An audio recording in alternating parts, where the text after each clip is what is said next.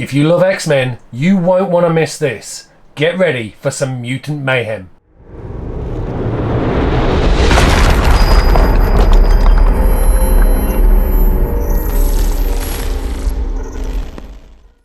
Hi everyone, and welcome back to Still Only 35 Cents. For this one, we dive into the first issues of the new X-Men, launched in Giant Size X-Men #1 back in 1975, as well as reveal a couple of special surprises. But before we get started, if you haven't already, please consider hitting that subscribe button and ringing the notification bell for future videos just like this one. As a bit of background, created by Stan Lee and Jack Kirby, the X-Men launched in July 1963 and ran through to issue 66, published in March 1970.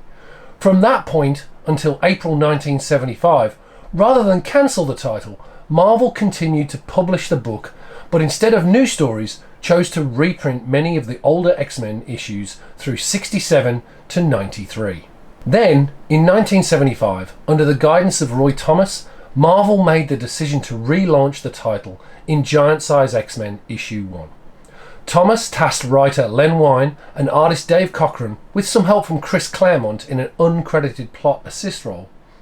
The issue was placed chronologically after X-Men 66, serving as a link between the original X-Men team and introducing a brand new team that we know of today, including Wolverine, Banshee, as well as introducing brand new characters Storm, Colossus, Nightcrawler, and Thunderbird. Dave Cockrum had recently moved to a staff position at Marvel after working at DC, and based Storm and Nightcrawler on characters he had intended to introduce into the Legion of Superhero storyline had he remained on the title at DC. Following this, the X-Men was relaunched with issue 94, with Chris Claremont now on writing duties, partnering with Dave Cockrum as the main artist through issues 94 to 107. The final issue of his run, Dave Cockrum introduced the Starjammers, a spacefaring superhero team that he had originally intended to debut in his own series. From issue 108, Dave was succeeded by penciler John Byrne, who alongside Chris Claremont would see the book grow immeasurably and lead to arguably the most famous stories in the run, the Dark Phoenix Saga and Days of Future Past. So with that, let's go through my latest mail call and take a peek at the early days of the new X-Men team. First up, we have X-Men 95, with this great Dave Cockrum cover featuring Colossus, Thunderbird, Storm and Nightcrawler, with the exclamation that this issue, an X-Men dies. Not a hoax, not a dream. You must read War Hunt. This issue is notable because it features the death of Thunderbird, aka John Proudstar.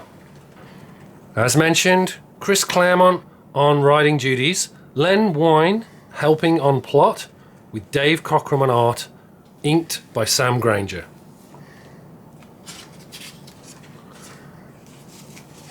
Let's find the moment where the X-Men dies.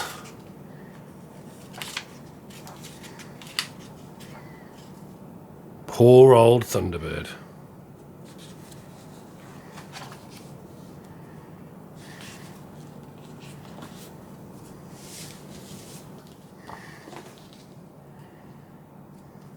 Next up is issue 96. This one is notable as it was the first appearance of Dr. Moira McTaggert, who would become a mainstay in the X-Men title and a key character who was recently retconned in the House of X series. You'll also notice that this is the UK price variant, which features the 9p price point as well as a very different trade line dress featuring Marvel all-colour comics rather than the traditional Marvel Comics group.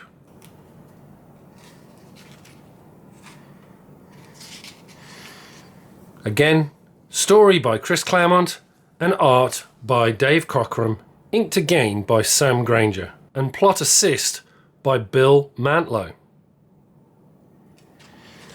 Cyclops agonising over the death of Thunderbird.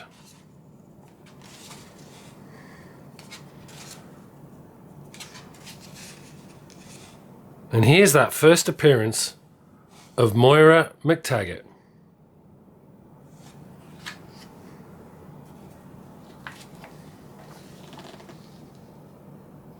Next up is X-Men 97, featuring this great battle between the two mutant brothers, Cyclops and Havoc.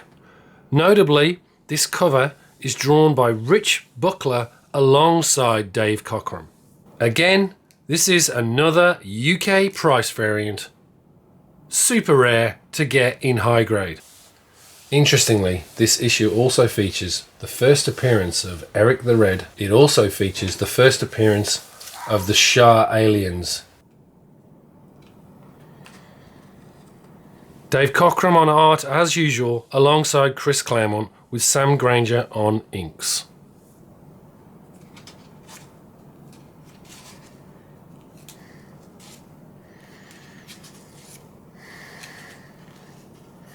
And there's your value stamp. Great to see that intact.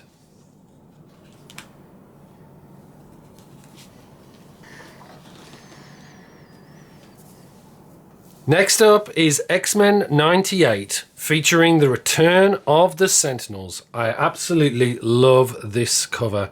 Great to see them back in the X-Men title after their first appearance in X-Men 14. Once again, another UK pence variant, this time the 9p replacing the still only 25-cent Starburst and the Marvel all-colour comics trade dress. This features the first appearance of Amanda Sefton, as well as the Mark III Sentinels. Of note, a cameo by Stan Lee, Jack Kirby, Chris Claremont and Dave Cockrum appear in this issue.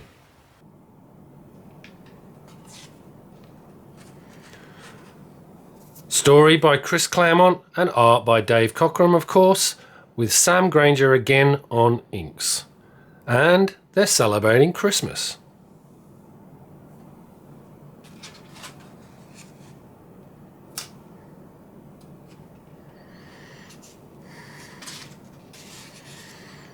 Great action-packed issue.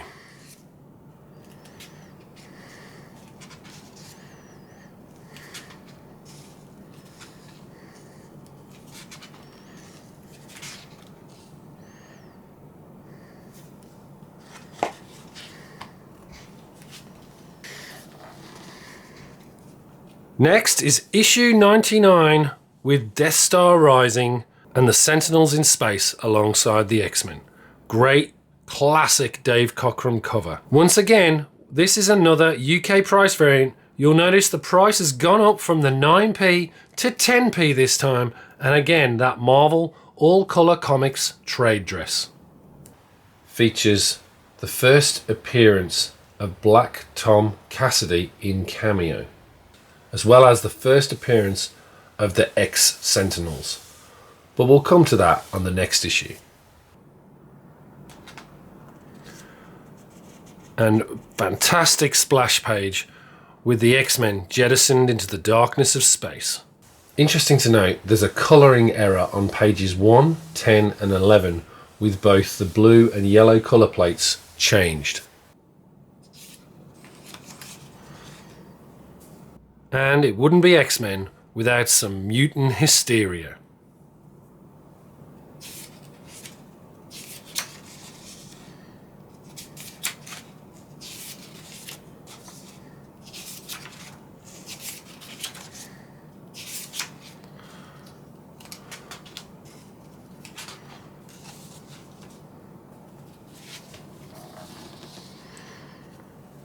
Next up is that spectacular 100th issue of the X-Men, which sees the old X-Men team versus the new X-Men team, with Professor Xavier in the middle.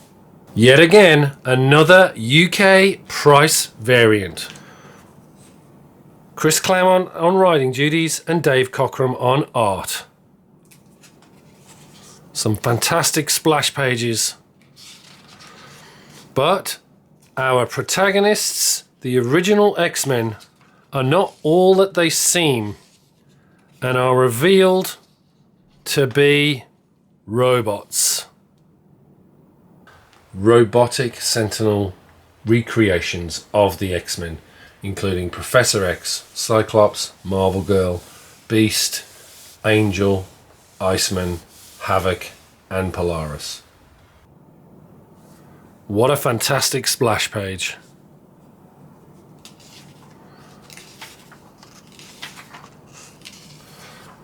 And to close this issue, we see the moment that Jean takes over the shuttle to save the X-Men, which leads to the very next classic issue.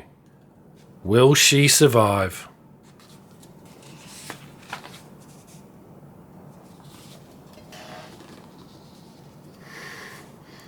Next, we have one of the most memorable X-Men issues in the entire run. The return of Jean Grey as Phoenix in X-Men 101 with this fabulous, iconic Dave Cockrum cover. Once again, another UK price variant. This is one of the most sought after UK price variants you can get in the X-Men run. Featuring the first appearance of Jean Grey as Phoenix. Not that it lasts long.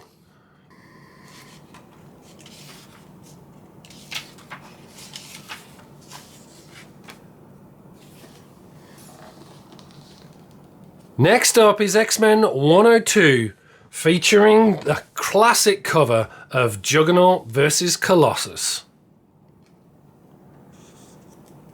Fabulous splash page with the Juggernaut smashing into the X-Men.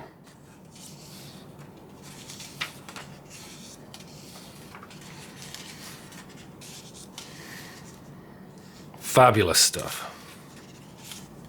And the origin of Storm.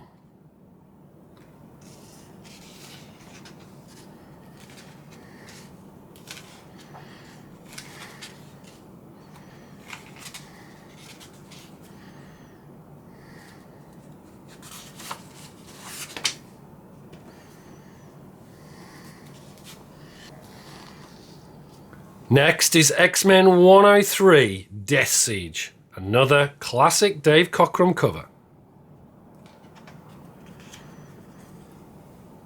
Claremont on writing duties, Cockrum on art, with Sam Granger on inks. And this interesting splash page with Nightcrawler.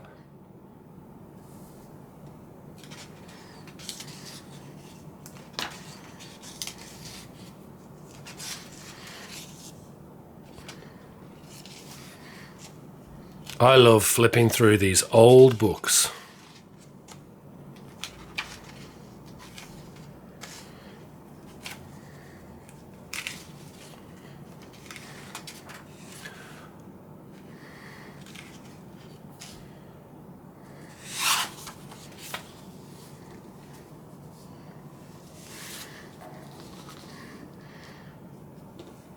And of course, it wouldn't be X-Men without Magneto.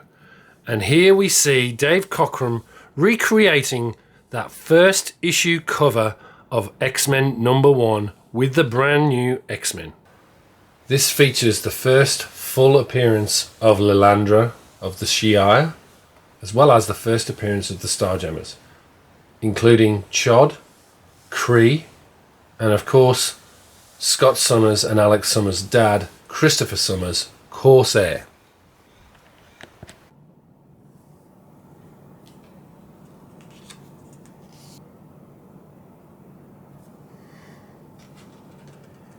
Claremont and Cockrum on author and artist duties, with Sam Granger again on inks. Some fabulous images.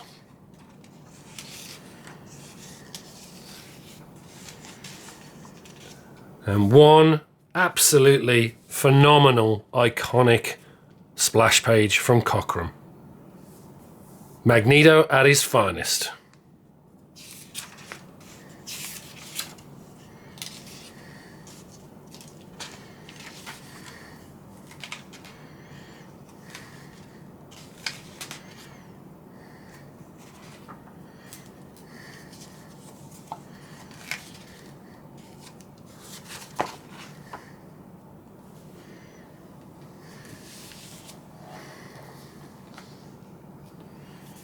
X-Men 105 features the Phoenix alone against Firelord. Fantastic Dave Cockrum cover. Claremont and Cockrum with Bob Layton on inks.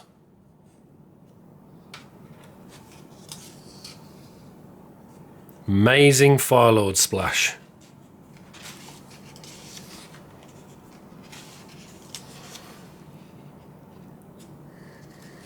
And the Shi'ar. Interestingly, this book features an appearance by Chris Claremont and Dave Cockrum.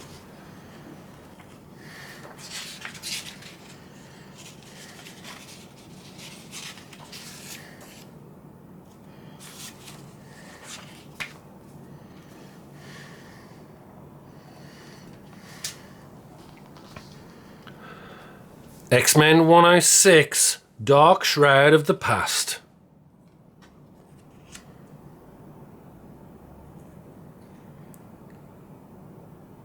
Claremont and Mantlo on story, with Brown and Cockrum on art duties. This issue was published posthumously after artist Bob Brown's death. The flashback portion of the story was a fill-in prepared by Brown and writer Bill Mantlo a few years earlier in case of a deadline trouble, as explained by a note from Chris Claremont on the letters page.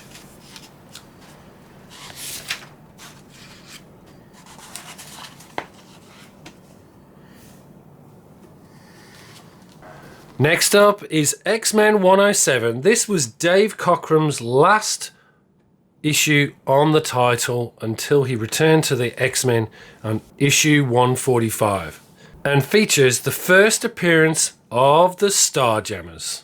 Whilst not the first full appearance of the Starjammers, it did introduce Hepzibah and Raza as part of the team.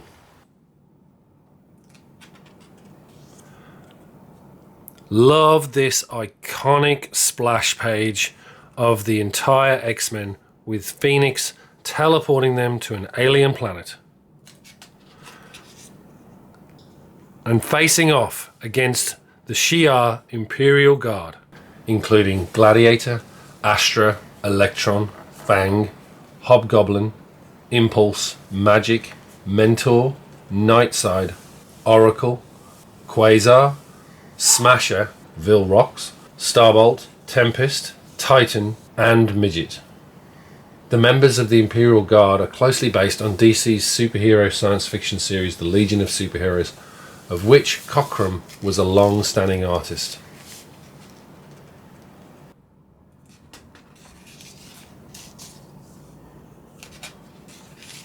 It's also worth noting that Lilandra becomes the first person to teleport along with Nightcrawler.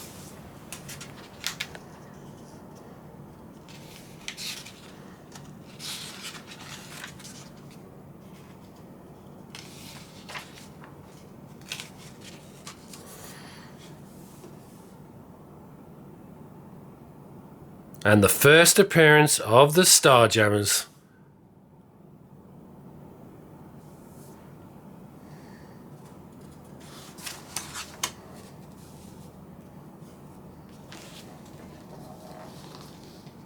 And to close us off, X-Men 108 and another UK price variant to boot, with 12p this time as the price point, and that Marvel all-colour comics trade dress, featuring this great Dave Cockrum cover, but introducing story by Chris Claremont and new fledgling X-Men title artist John Byrne with Terry Austin on inks, a team that would go on to define the classic run of the X-Men. Beautiful art from John Byrne here. Interestingly, on page 3, one of the consoles on the Star Core is labelled Rog 2000, a reference to John Byrne's first professional comic book creation, Rog 2000. And some fantastic imagery. This is the X-Men that I fell in love with.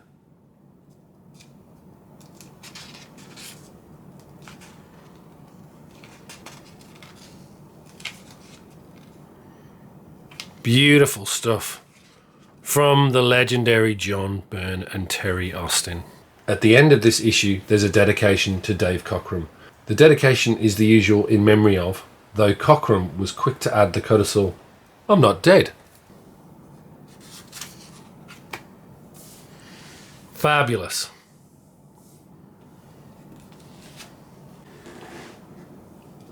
But that's not all, folks. I got a few extra little surprises. You may have noticed from the thumbnail this great car bumper sticker that I recently picked up off eBay. From 1984, it's the Honk If You Read X-Men car bumper sticker. This is number 10 of a series that Marvel put out in the mid-80s with a number of different titles, but this one really caught my eye. In addition, we have a whole bunch of Paul Smith badges from that early X-Men run where he was on the book with Storm, Dark Phoenix, Shadowcat Kitty Pryde, Phoenix, and Rogue.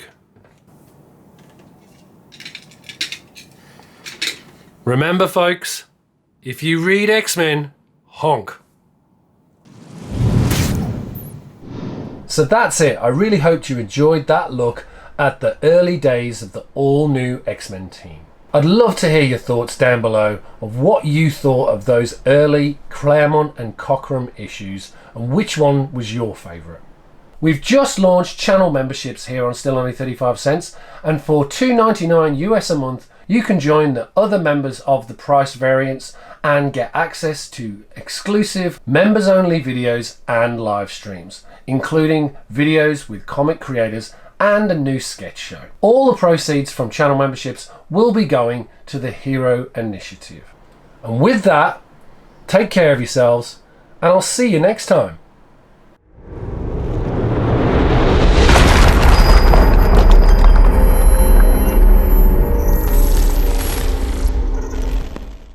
Don't forget to check out our other great videos, as well as follow us on Instagram, Facebook, and X. We also host a weekly live stream, the Merry Monday Mail Call Show, every Monday at 7:30 AM Australian Eastern. Look forward to seeing you there. Enough said. So that's it. I really hope you enjoyed that look at the X-Men from the... So that's it. I really hoped you enjoyed that look. So that's it. I really hoped you... In his final issue on the original run intended...